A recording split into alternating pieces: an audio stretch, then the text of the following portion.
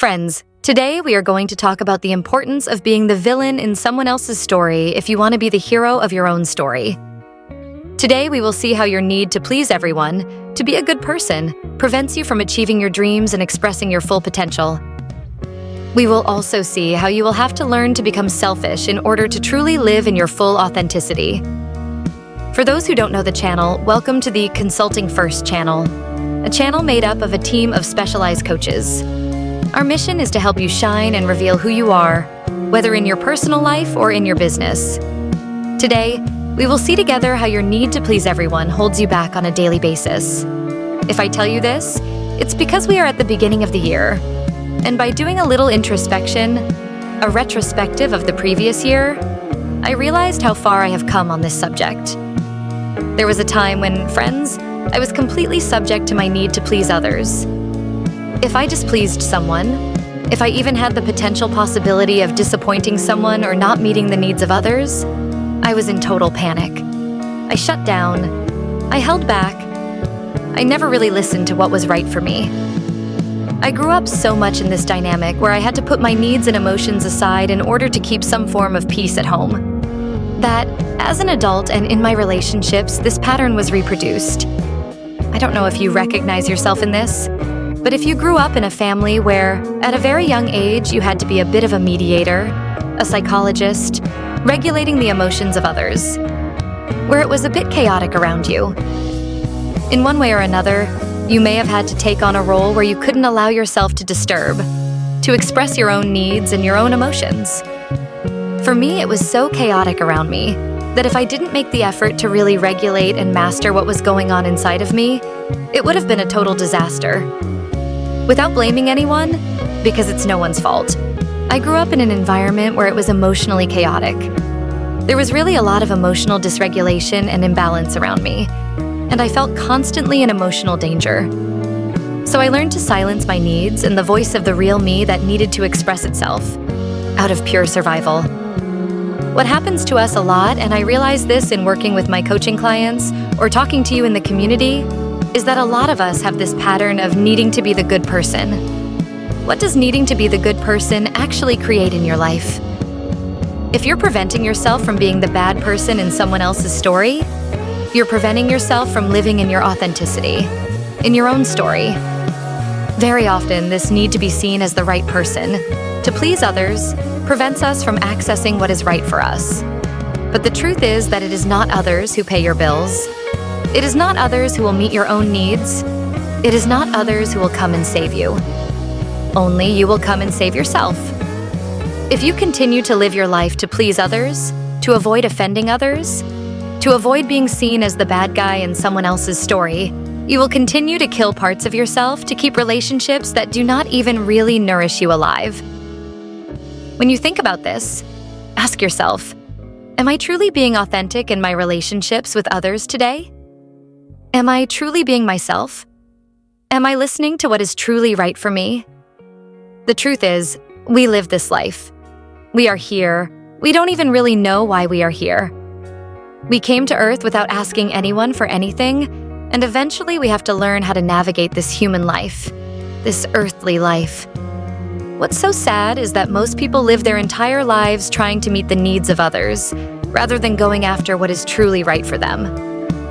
For me, that was the case for a long time. I was trying to meet the needs of everyone around me. But what does that do for you? What does it do for you to try to meet everyone else's needs before your own? Do you think people are really grateful for that? Do you think people are going to put you first in their lives because you put them first in yours? Not at all. People look up to you. If you show others that you're not their priority, trust me, they're not going to make you a priority. If you show others that your needs aren't important to you, they're not going to make your needs important to them. I blamed my parents, my life, my past, my traumas. I thought to myself, why is this so unfair? Why did I have to be a parent in my family? Why was I parentified? Why is this? That's also why therapy was very useful for me. But it was also very limiting because very often in therapy, I was faced with people who victimized me, who reinforced me in a victim identity, which prevented me from moving forward, from taking back the reins of my ship. That's not the goal today.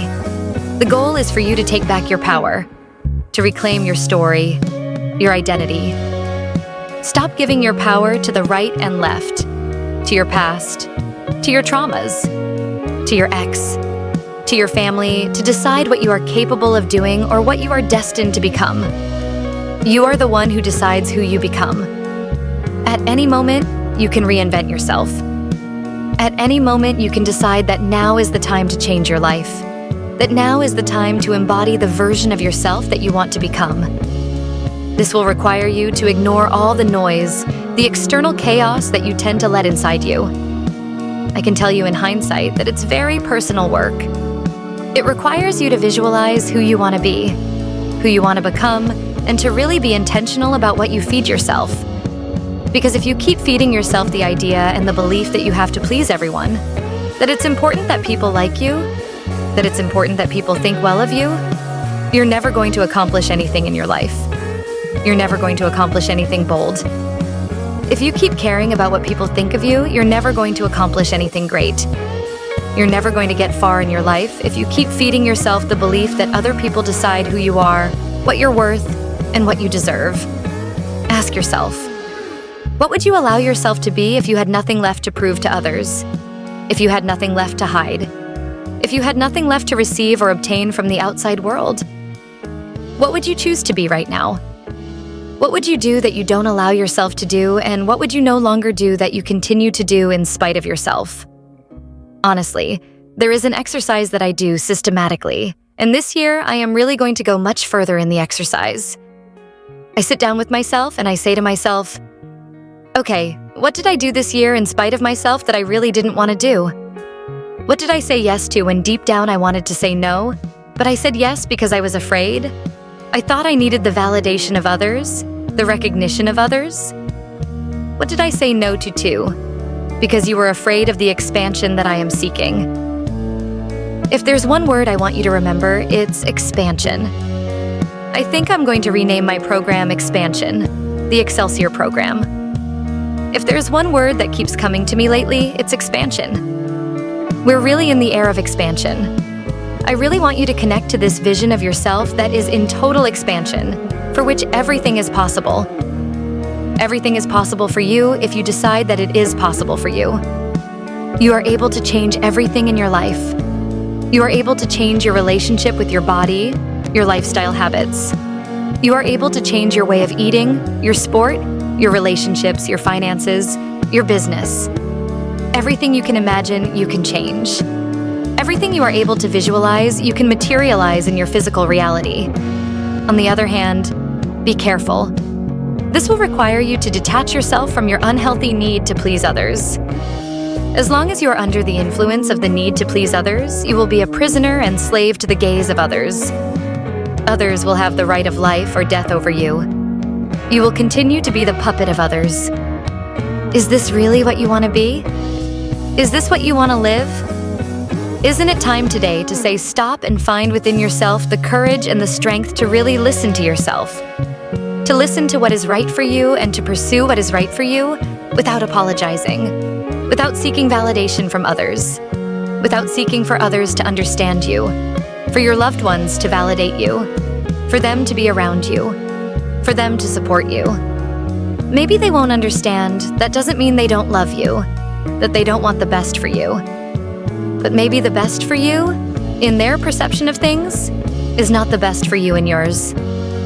In reality, only you know what the best is for you. You are able to change everything in your life. You are able to change your relationship with your body, your lifestyle habits. You are able to change your way of eating, your sport, your relationships, your finances, your business. Everything you can imagine, you can change. Everything you are able to visualize, you can materialize in your physical reality. On the other hand, be careful. This will require you to detach yourself from your unhealthy need to please others. As long as you are under the influence of the need to please others, you will be a prisoner and slave to the gaze of others. Others will have the right of life or death over you. You will continue to be the puppet of others. Is this really what you want to be? Is this what you want to live? Isn't it time today to say, stop and find within yourself the courage and the strength to really listen to yourself? To listen to what is right for you and to pursue what is right for you without apologizing, without seeking validation from others, without seeking for others to understand you, for your loved ones to validate you, for them to be around you, for them to support you. Maybe they won't understand. That doesn't mean they don't love you, that they don't want the best for you. But maybe the best for you in their perception of things is not the best for you in yours. In reality, only you know what the best is for you. I'm sharing this with you today because it's been a big topic for me this year. I realize that I've made a lot of progress, that I'm allowing myself to no longer be so pleasant to everyone, to respond, to be constantly available, accessible to everyone. Even if it's people close or far away, I've really made progress on that. I still have a lot of progress to make, and I know that next year is going to be a year of expansion, a year of transcendence where I'm going to have to transcend a lot of things in me that are still there, that are still a little blocked. But I know that it's time, and that I'm really going to go for a higher level. I really invite you, family, to do this work. I invite you to seek your higher level. The transcendence that you want, the expansion that you want, it is accessible. Is it going to be easy? No. It is not going to be easy. There is nothing easy and pleasant about the path that you are going to have to take to become a better version of yourself. There is nothing easy and pleasant about the path that you are going to have to follow to create the life that makes you dream, to create the life that makes you vibrate. If you think it's going to be easy, you're dreaming. You're in a total illusion. It's going to be very unpleasant, very uncomfortable, very painful. And that's precisely the signal that you're on the right path. People naively think that what's good for you is pleasant for you, but that's completely wrong. What's good for you is very often unpleasant, uncomfortable. That's why most people stay in their comfort zone. Most people don't grow, don't evolve, because if it were pleasant, everyone would do it. Connect to that feeling, and I am here to guide you and remind you that this is a journey we are on together. I really want you to feel inside your heart how much we are together and that you are not alone on this journey. Because I know that I have suffered greatly from feeling alone, misunderstood, from having discussions with people who did not really understand what I was saying to them and how painful and challenging the journey I was taking inside myself was. I really want you in our community to feel that we are together and that you are not alone. I am sending you strength, love, and I want you to vibrate. I want this year to be the best year you have had so far. There you go. I hope you enjoyed the podcast. If so, feel free to give me your feedback. Share it on your networks. You know that for me, it's so important to read you, to read your opinions, your feedback on the comments. I send you lots of love, and I'll see you very soon.